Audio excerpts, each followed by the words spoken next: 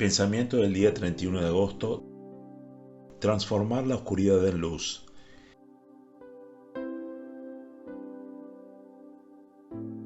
El que me ama será amado por mi Padre, y yo lo amaré y me manifestaré a él.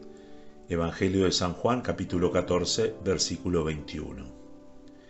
Todos los mandamientos de Jesús se resumen en uno solo, en el de amar a Dios y al prójimo, en el ver y amar a Jesús. El amor no es mero sentimentalismo, sino que se traduce en vida concreta, en el servicio a los hermanos. Y por este amor se abre paso en nosotros su luz, la luz de Jesús, según su promesa. A quien me ama, me manifestaré. El amor es fuente de luz. Amando se comprende más a Dios que es amor. Y esto hace que amemos aún más y profundicemos en la relación con los prójimos. Esta luz, este conocimiento amoroso de Dios es, por lo tanto, el sello, la prueba del verdadero amor.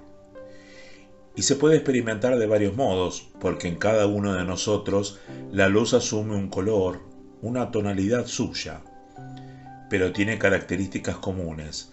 Nos ilumina la voluntad de Dios, nos da paz, serenidad y comprensión cada vez más nueva de la palabra de Dios.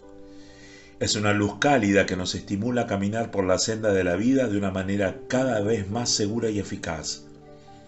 Aunque las sombras de la existencia nos hagan incierto el camino, aunque además la oscuridad nos bloquee, esta palabra del Evangelio nos recordará que la luz se enciende con el amor y que basta un gesto concreto de amor, por pequeño que sea, una oración, una sonrisa, una palabra, para darnos ese rayo que nos permite ir adelante.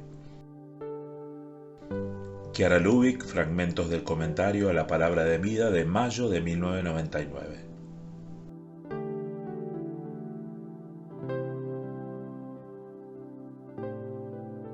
Palabra de vida, agosto de 2024.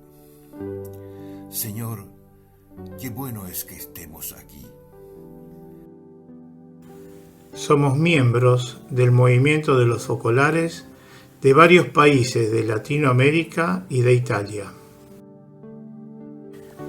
¿Te gustó el video?